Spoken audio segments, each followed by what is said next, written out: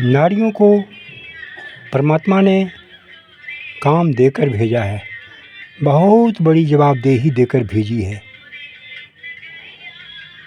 उस जवाबदेही को भूल रही है और पैसे के लिए दौड़ रही है, नौकरी करने के लिए व्याकुल हो रही है, व्यग्र हो रही है और कहती है कि मेरा भी अधिकार है, जबकि परमात्मा ने उसे सबसे बड़ा अधिकार दे रखा है, बच्चों को संस्कार देना। संस्कार देने के अंदर ही आ गया स्वास्थ्य के लायक भोजन,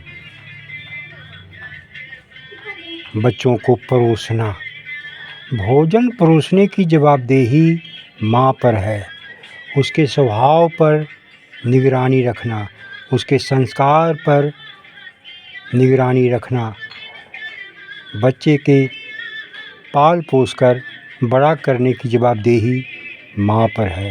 यदि एक माँ ने 4 बेटे पैदा किए 4 वर्ष के अंतर में, तो फिर 4 चौक 16 वर्ष लग गए उसे बच्चों को पालने पोसने और संस्कार देकर बड़ा करने में। और जब बच्चे बड़े हो गए, संस्कारी बच्चे संस्कारवान बनकर बड़े हो गए, तो फिर माता पिता की समस्याओं का समाधान वो स्वयं करेगा, क्योंकि वह योग्य हो गया है। माँ ने उसे योग्य पात्र बना दिया है, अब वह कुपात्र नहीं है। फिर माँ को नौकरी करने की ज़रूरत क्या है?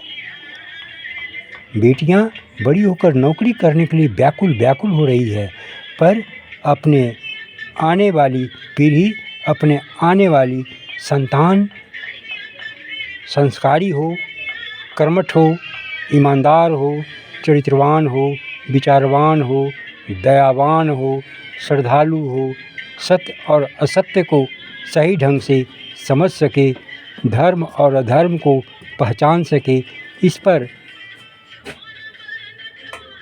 कुछ भी ध्यान नहीं देती है।